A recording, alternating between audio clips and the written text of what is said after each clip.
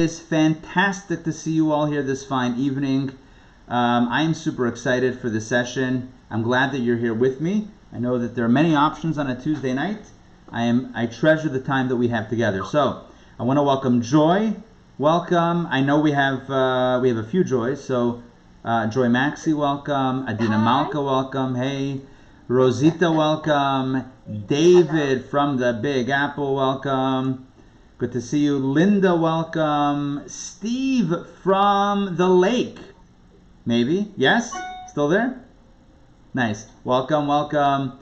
John and Gina, welcome. Good to see you guys. Where are you guys from? Are you from Atlanta?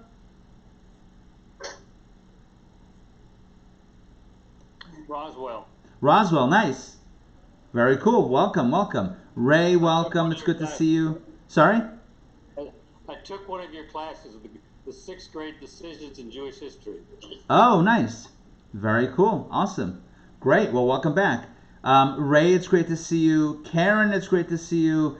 Matt, it's great to see you. I see Speech Bubble. I love that. I love that. I'm not sure who that is, but that's a great username. Welcome, welcome. Elizabeth, welcome. Hey, good to see you. Elizabeth, welcome. Susie, welcome. Alex, welcome. Joy, welcome. Scott, welcome. Stephanie, welcome. Lisa, welcome. Bernie, welcome. Julie, welcome. It looks like Esther, welcome. Edna Sara, welcome. And Ed, welcome. All right, that is our roster thus far. There are a few more people that may join as we go along, but it is fabulous to see you all thus far. Okay, so here's what I want to do. I'm going to start off like I do with all my classes. We do intros with everybody's mic on. I just muted everyone, not because I don't want to hear you, but because we try to keep down the background noise. If at any point in time you want to ask a question, share a comment, tell a joke, whatever, feel free to unmute yourselves. You can, and chime in on the conversation. Look, I'll tell you this. When I was a kid, I loved hearing bedtime stories. I loved it. Who doesn't like a good bedtime story, right? And as I became a parent, I enjoyed telling bedtime stories, and I still do enjoy telling bedtime stories. So I figured, if it's good for my kids, why isn't it good for you, right? After all, like the 1980s Pittsburgh Pirates used to say, yeah, you remember this. What was their slogan? We are family, right? We're family. So if we're family, if we're mishpacha anyway, so I have a proposal. I'm going to read you a bedtime story tonight. And the story that I chose is, you may know, by the way, the title already, right? It's called, The Giving Tree. I am going to read the story to you, but here's the catch. Here's the catch. You ready? I don't want you falling asleep, because it's not that type of bedtime story. It's not the type of story that we read at night to put you to bed. This is a story that is absolutely filled with insight, filled with inspiration. Look, I could do an entire series on the Giving Tree. So, but we're not doing a series tonight. One presentation, one workshop, one session on the magnificent work of Shel Silverstein. You familiar with Shel Silverstein? Yes, we know his work. Yes, what he looked like. In case you need a refresher, yeah, that was the picture that he chose for this book. Interesting choice. There are many different clues about this book. I don't know that I'm going to talk about the picture tonight, but there's what to talk about. Okay, so there are different ways to read a story. You can read a story on a very, we would say in Hebrew, b'shit chiyut, which means very surface. You can read it like a surface level, basic level reading. And then, of course, you can do a deep dive. Okay, so maybe I'm bringing my Talmudic background into this. Maybe. So maybe that's me, right? Kind of trying to impress some Talmudic analysis onto Shel Silverstein. But I think I'm onto something here. And listen, I know what I think, but tonight we'll get to know what you think, or at least you'll get to know what you think about our deep dive into this book. This book is very polarizing. This book being The Giving Tree. It is extremely polarizing. I've spoken to many people and asked them, so, have you ever read the Giving Tree? Sure. What do you think? I don't know of another kid's book, like picture book. I don't know of anybody that's offended by Goodnight Moon. Let's put it that way. Right? You know Goodnight Moon? Yeah. Or, what was that book? I Love You, the one with the rabbits.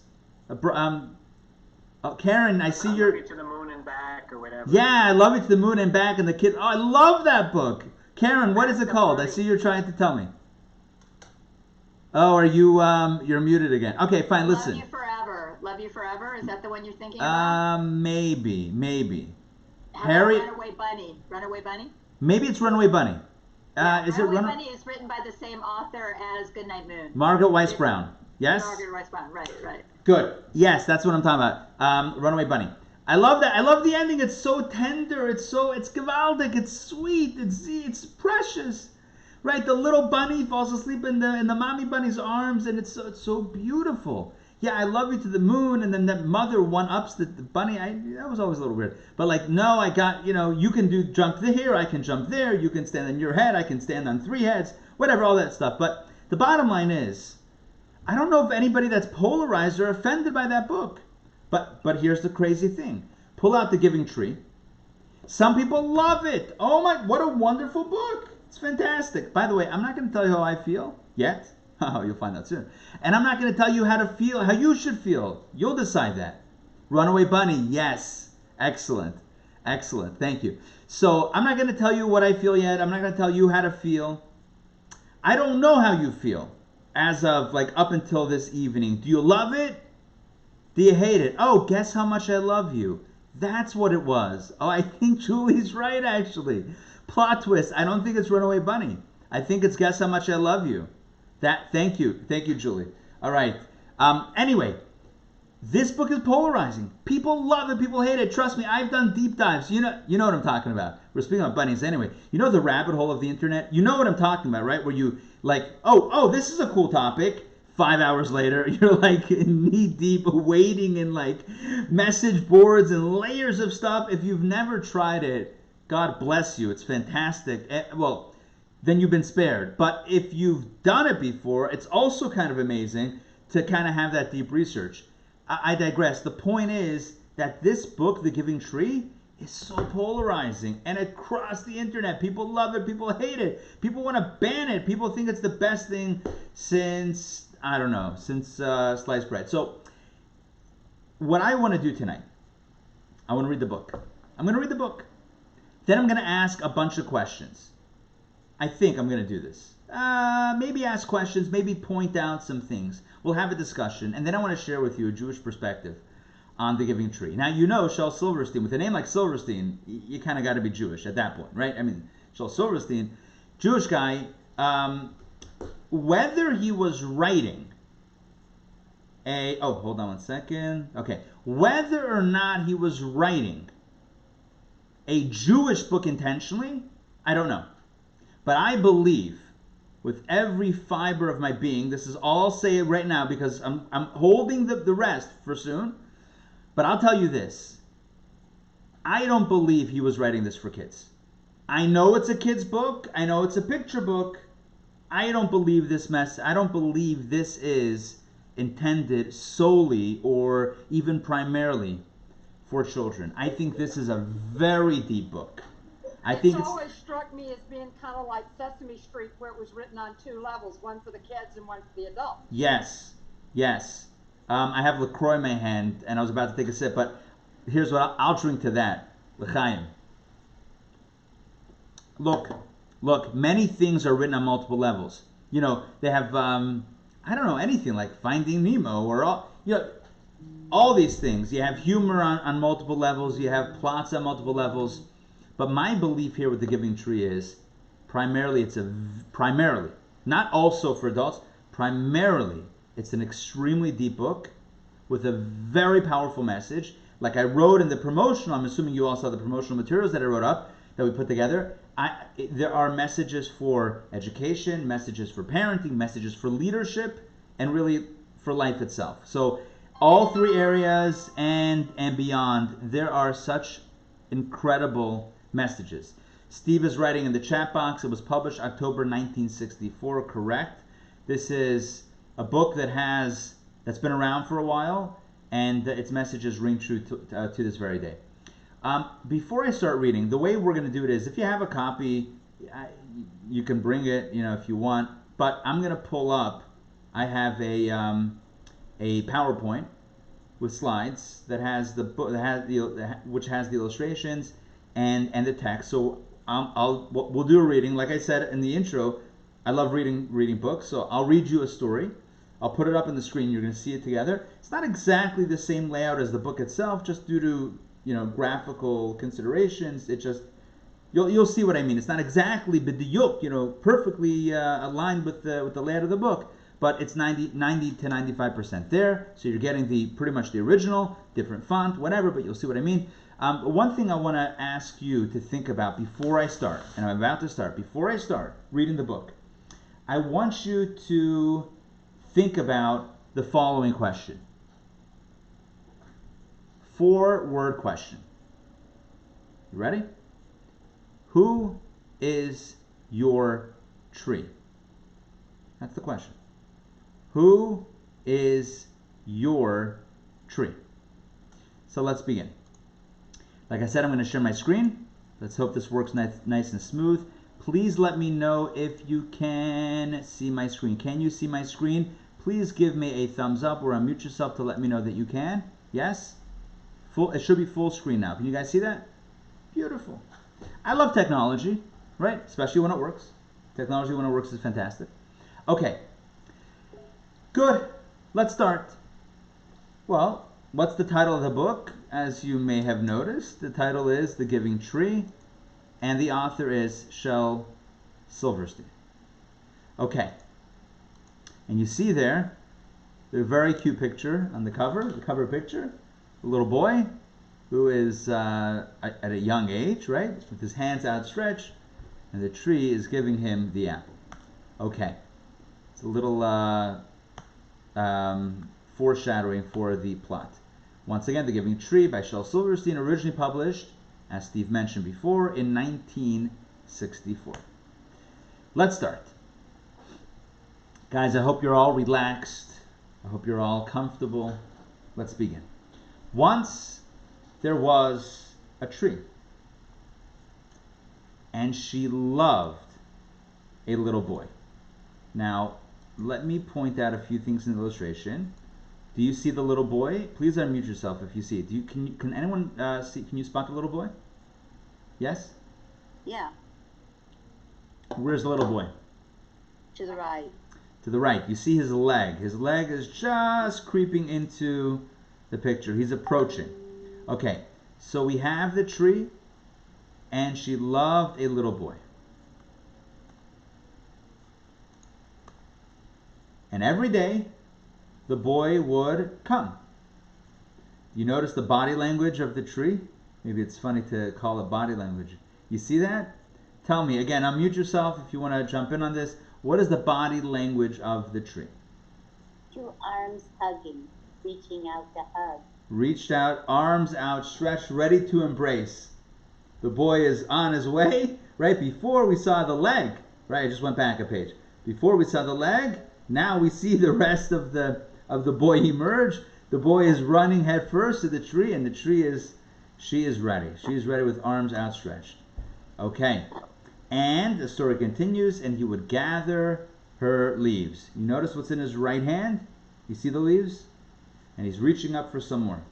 And you can notice at the top, I'm not sure if you can see my mouse or not, but you can notice at the top it looks like there's a tree that's getting ready to fall. In fact, I wonder in the original book, is there a leaf that is falling yet at that point? Yeah. In the original book, which I have, I'm not going to stop sharing to show you this, but in the original, it shows actually a leaf in different stages of falling. So it's not on this version of it, on the PowerPoint version, but there's a leaf and you can see its trajectory falling through the air. Okay, let's continue. And so he would gather the leaves and make them into crowns and play king of the forest. Look at the young boy. Look at him. Unmute yourself. Tell me what type of emotion is being depicted in that illustration. What is Shel Silverstein depicting in that scene? What does the boy look like? Julius Caesar. Okay, good. How does he feel? How does he feel? Arrogant. Maybe a little arrogant, but maybe he's like kind of like that pretend arrogant, right? Maybe he's having fun with the arrogance, right? He's king of the forest. He's sorry. He's king of the forest. He's proud. Okay, let's continue. What else would the boy do? He would climb up her trunk. You see the little boy? You see his hands embracing the trunk, his feet on the other side, and his shoes all the way to the bottom right. You climb up her trunk and swing from her branches. This is always a tricky illustration. The tricky thing is to find the boy, but you see the boy at the top right. Spoiler alert, there he is with his toes hanging down from that branch. Must be a very strong branch. Okay, and what would he do there? In the tree, he would eat apples. You see the apple cores that are falling down from the tree. His shoes are still there. So the assumption is that he is very much involved in the tree, inside the tree, eating the apples. Let's continue inside. And when he was tired, he would sleep in her shade. And there's the boy. You see all the pictures. You see some leaves on the ground, some apple cores. You see the shoes. And you see the little boy cozied up into the tree. Notice that the tree also is kind of leaning over. I think the implication of, well, you tell me, what do you think the implication of that tree kind of leaning toward that side, to that direction, with the leaves in that type of way? What do you think that is? What does that evoke for you? The tree. Sorry? Protecting the boy from the sun. Good. It's being very protective, right? So the tree is casting shade, and it's like an umbrella almost now, kind of leaning toward the sun, allowing the boy who she clearly loves so dearly to sleep. And you see, of course, the Z's that represent sleep. And Sorry, did you skip a page and they would play hide and go seek, or did you read that? oh no, you know what? Thank you for pointing that out. That I'm looking at it now, cross-referencing. That is missing from my PDF. I don't know why. They would play hide and go seek. The illustration, this time I'm going to stop share because it's more than just a leaf. I'm going to hold up my book. This is they would play hide and go seek. I don't know why it's missing from that file that I have. You see that? The tree is, the little boy is hiding behind a rock, and the tree is pointing with its branches, with her branches, and saying, "Gotcha, found you." So very playful, very warm, very. It already for me. It really starts evoking a lot of emotions. There's a love. There's a sensitivity. It's very precious. It's very precious. Okay, let me continue with the screen share. And Karen, or whoever has a copy of the book, because I'm looking at the screen, I'm not looking at each page. If there's anything else that's missing, just let me know, and we'll make sure to get it in. Okay. Okay, thanks. And when he was tired, he would sleep in her shade. And again, the tree is protecting him from the elements. There we go. And the boy loved the tree. You see him hugging the tree. Notice also the branches. This is like a shape-shifting tree. The tree now the branches are down and once again kind of in that hugging embrace. The boy loved the tree very much. And the tree was happy. If you notice, what did the little boy do? He has on the ground what looks like a knife. And there, if you look closely at the tree, what do you see? You see a little heart. And carved into the heart, it says me and T. Who's T? I'm going to assume it's referring to the tree. Right? That's the implication. Me and T, me and tree. Okay. So at this point, all is good. Let's fast forward. The time went by. Now, if you notice, the boy is not so innocent anymore, right? Look at the boy's face. He's a little bit older and with a little bit of worry or concern on his face. And if you notice, in pretty much all of the previous illustrations, the boy was facing the tree. Right? Yes, the boy was facing the tree, running toward the tree. Look at the previous page. The boy is facing the tree. The boy is hugging the tree before that. And now, where's the boy looking? Away from the tree. So time went by, and the boy grew older. So the boy is resting near the tree again, but look what do you see there nestled in the tree? Unmute yourself. Tell me, what do you see? Two people. Two people. What's the implication? He's got a girlfriend. I hope it's a girl. Right. He met somebody, and they're hanging out. The implication is the tree is not the only game in town anymore. Right now there's somebody else. There's somebody else that the tree is that the boy is developing a relationship with. The boy grew older. Look at the tree, desperately sending leaves his way. Doesn't look like the boy might respond. If you notice now, the carving in the trunk of the tree, there's a me and T, but there's also a me and YL. That's a great mystery that I don't have solved yet. This is homework for you to do a deep dive in the message boards on the internet. See if you can find out who YL is, and if you do, let me know. Steve is writing in the chat that the scene looks kind of shady, and yeah, I would agree with that. YL is supposed to be young love. Oh, young love. Oh, wow, young love, fantastic. We have some living trees, some giving tree scholars here. I love that. Okay, and the boy grew older, and the tree was often alone. Look at the body language of the tree, right? What does this evoke? Unmute yourself. What does this evoke? What does it look like? What does it look like? Self-soothing. Self-soothing. The tree is hugging herself, right? She's alone. She's alone. Then one day, the boy came to the tree, and the tree said, "Come, boy, come and climb up my trunk and swing from my branches and eat apples and play in my shade and be happy." "I am too big to climb and play," said the boy. "I want to buy things and have fun. I want some money. Can you give me some money?" "I'm sorry," said the tree, "but I have no money. I have only leaves and apples. Take my apples, boy, and sell them in the city. Then you will have money and you will be happy." So the boy climbed up the tree and gathered her apples and carried them away. And the tree was happy. It's a lot of apples. But maybe he needs a lot of money. But the boy stayed away for, I'm pretty sure that's a typo, for a long time. And the tree was sad. And then one day, the boy came back, and the tree shook with joy. And she said,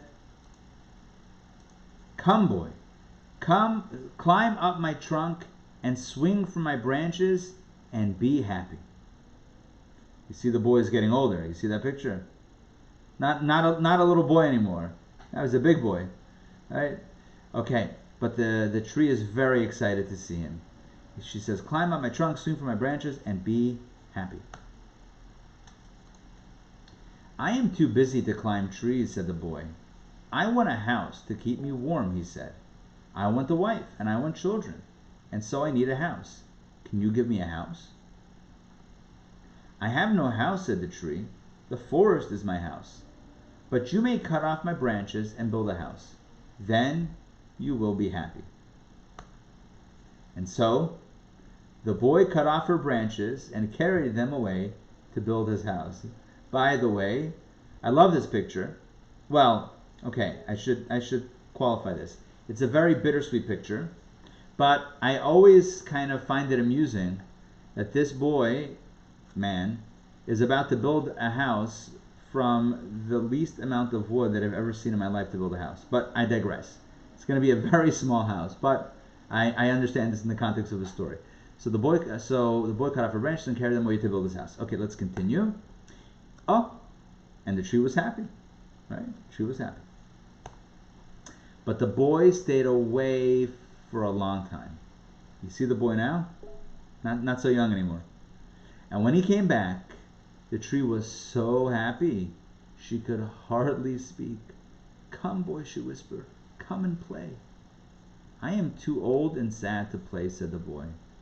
"I want a boat that will take me far away from here. Can you give me a boat?"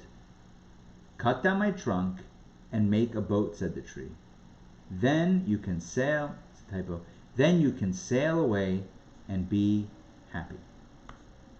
And so the boy cut down her trunk and made a boat and sailed away. You see the axe, some wood chips on the floor, wood splinters on the floor, pieces of wood, and he's carrying the trunk away.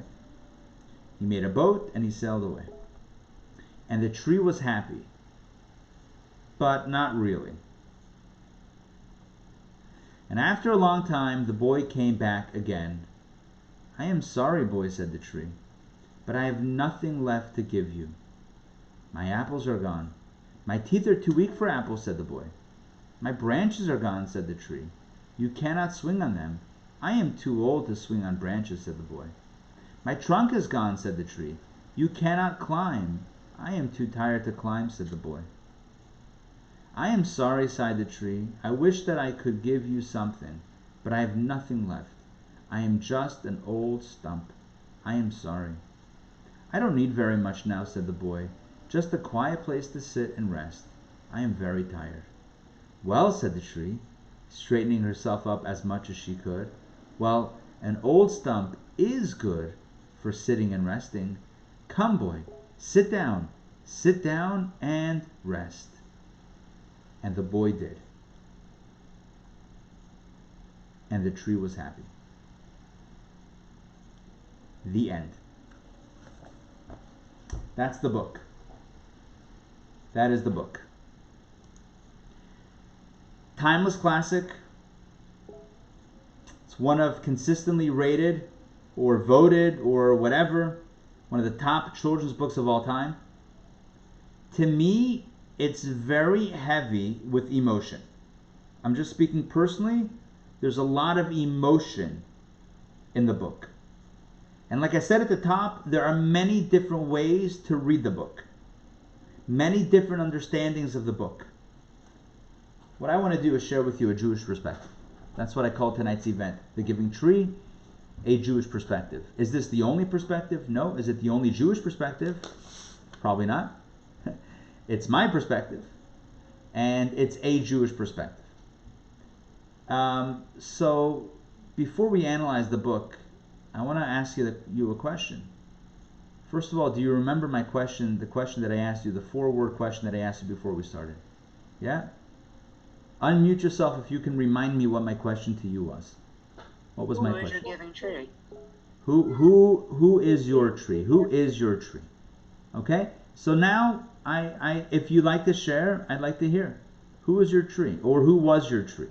It's the same thing. If they were, then they probably are in body or in spirit. Who is your tree? Who is your tree? Feel free to jump in. My mother. Mother. My husband. Husband. Good. My stepdad. Stepdad. Excellent. My daddy. Dad. My grandmother. Grandma. By the way, you don't have to come up if you agree. If you have the same, tree. Feel free to share it also. Anyone else want to share? Husband too. Sorry? No. Okay. So there are as many people as there are as many trees. Everyone has a tree. Everyone has had a tree in their life.